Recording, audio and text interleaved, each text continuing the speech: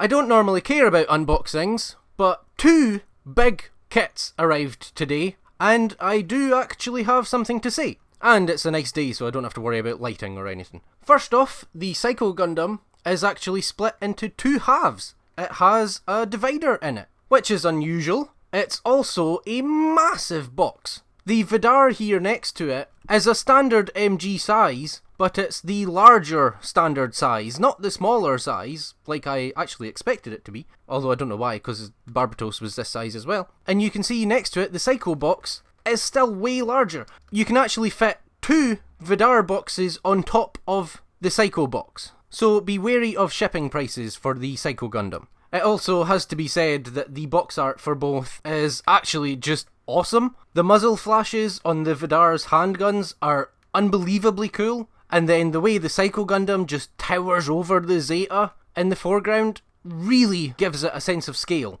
Getting on to the actually important stuff though, both of them actually list the parts runners that you will need. The Psycho Gundam just very smallly lists the letters for them, but for an HG that's great, and the Vidar does pretty much everything I've always said they should do. Not only lists the runners, but also the colours of the runners and shows pictures of them. The only way it could be slightly better is if the runner pictures themselves were actually printed in colour. Otherwise, it makes it about as easy as it could possibly be to find the runners that you need. Also because the runners are used in pretty much alphabetical order. You can see here it starts with A, B, C, D, E, no F, but still. And then the runners are actually packaged in the box in a good order. The A runner is on the very top of the box. It is bagged with both F runners for some reason, even though you don't need it at the start, which is a bit daft.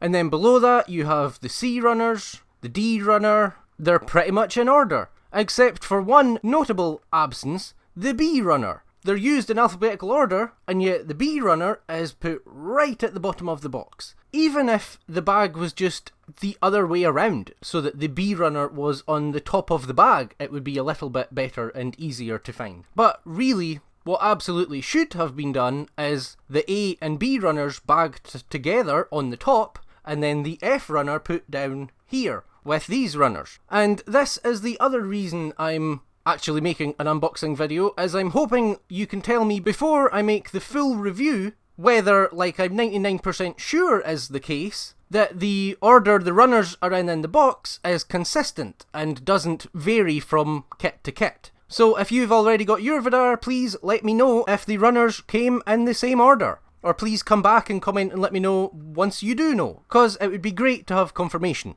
The Psycho Gundam doesn't quite use the runners in alphabetical order, but that's mainly just because of the head. The body that then follows right after pretty much uses the runners in alphabetical order, and the runners are packaged okay. The H runner is on the top here on the right, but then below that is the M runner, which you do need early on. The A runner is here up at the top. The runners you need are generally, again, pretty accessible, except for, again, the B runner. It's near the bottom, again, for some reason. But it doesn't matter anywhere near as much in an HG, because even one this big and this complicated, there just aren't as many runners, and it's just much easier to find the parts and runners that you need. It doesn't take long to go through all of the runners here. But seriously, this is a big involved build. Looking through the instructions and comparing to the MG Vidar, you finish building the mobile suits of both on similar page numbers. The chest assembly alone